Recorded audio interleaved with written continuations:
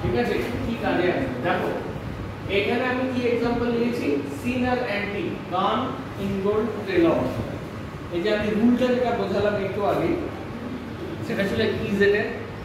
এবারে সিনার অ্যান্টি কখন এলো আমি কিভাবে বোঝাবো জন্য, আগে আমরা দেখো প্রথম যখন আমরা एग्जांपल বুঝেছিলাম তখন আমরা শুধু জাজ করেছিলাম যে এটা জিওমেট্রিক্যাল আইসোমার থাকবে কি থাকবে না।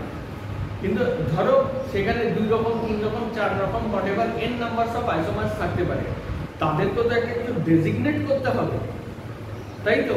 তাহলে আমাদের একটা রেফারেন্স পয়েন্ট দরকার। যখন আমরা সি ডাবল বন্ড সি করেছিলাম দেখো একটা বন্ডের রেসপেক্টে মিথাইল মিথাইল করেছিলাম, তারপর যখন দেখলাম যে চারটে গ্রুপ আলাদা তখন কি করলাম ওদের প্রেফারেন্স অর্ডার ঠিক করে দিলাম অ্যাটমিক নাম্বারের রেসপেক্টে, তারপর অ্যাটমিক মাসের রেসপেক্টে, তারপর ডাবল বন্ডের রেসপেক্টে, ট্রিপল বন্ডের রেসপেক্টে, সিঙ্গেল বন্ডের রেসপেক্টে।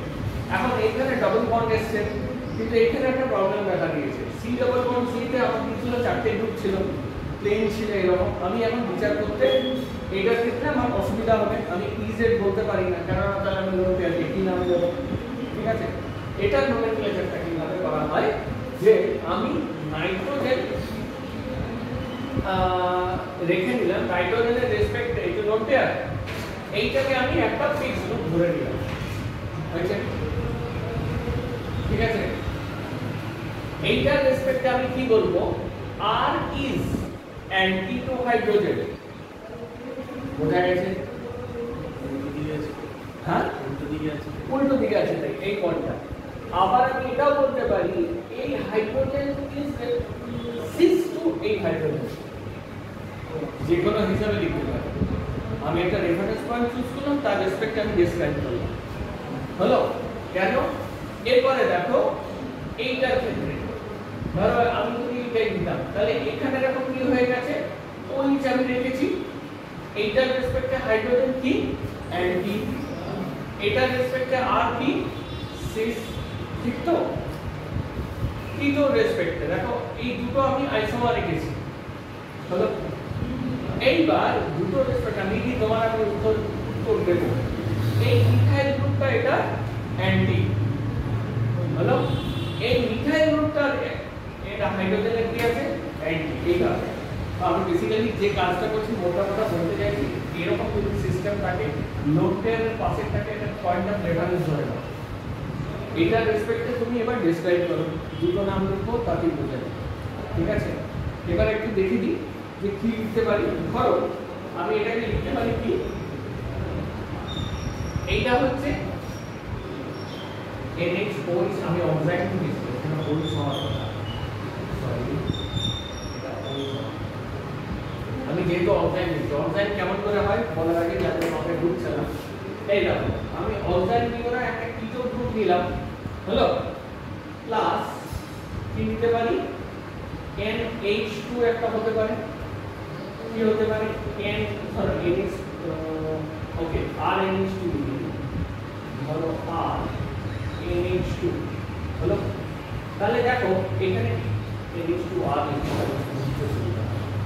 এখানে কি হতে পারে, দুটো রিঅ্যাকশনের ফলে এখানে R1 দিলাম, এটা R2 দিলাম, এটা R3 দিলাম, এই যে দুটোর মধ্যে কনডেনসেশন হতে পারে, এখানে হাইড্রোজেনটা লিখি ডিসোসিয়েশন দিলাম, এই দুটো গেল পুরে, এইটাকে বলে অক্সাইড R3, হলো? R1 এবং R2। এইবারে দেখো এই যে এখানে একটা লোড পেয়ার আছে তো, এবার এটা দুই রকম কনফর্মেশন হতে পারে, কি কি, R1 R2 এই তো এইদিকে আমার একবার R3 থাকতে পারে, or R3 R2 sorry R1 R2 এইদিকে R3 থাকে, ঠিক আছে? এখন এগুলো কোথায় কাজে লাগে, এগুলো হচ্ছে স্টিরিও সিলেক্টিভ কিছু রিঅ্যাকশন করতে কাজে লাগে, যেখানে আমরা চাই যে আমরা এই R2টা ঠিক এই R3 দিকেই যাই। তোমাদের লেভেলে কোশ্চেনটা আছে, যদি আমার এটা আর কি হতে পারে দেখে নাও, আর কি হতে পারে, একটা অ্যালকাইল গ্রুপ তো হতেই পারে, আর কি হতে পারে, আর ইকুয়াল টু হাইড্রোজেন হতে পারে, OH হতে পারে, কিছু একটা হতে পারে, যেটাকে আমরা বলবো অক্সি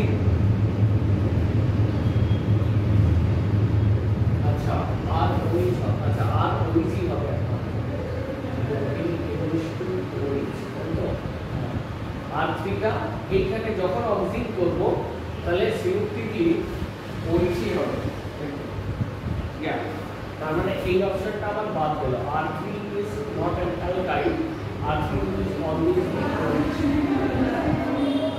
ঠিক আছে বা এই ধরনের যে কোনো একটা সিস্টেম কাজ করতে হবে এখানে আমি সিন আর অ্যান্টি রাখবো এরপরে দেখো কি হয় যে তাহলে আমি এইটাকে কি লিখতে পারি এইটার আমি নাম দিলাম A B এটা C এটা D তাহলে আমি কি নাম দিলাম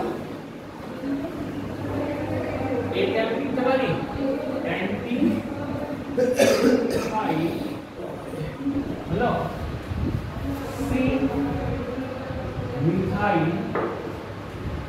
হাইড্রোজেন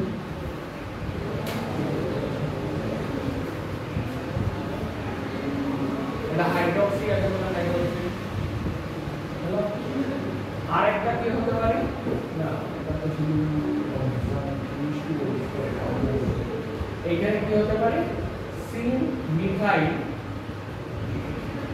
অ্যান্টি সিন মিথাইল কি হবে আচ্ছা অ্যান্টি মিথাইল বেস আমি এটা দিলাম সিন এর নাম হবে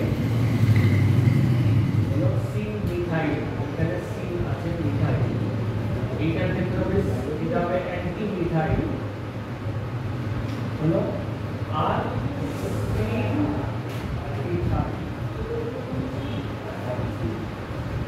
ভালো করে দেখবে সি আর এটা ডি এটার নামকরণটা কিভাবে করব OH OH এর রেসপেক্টে এটা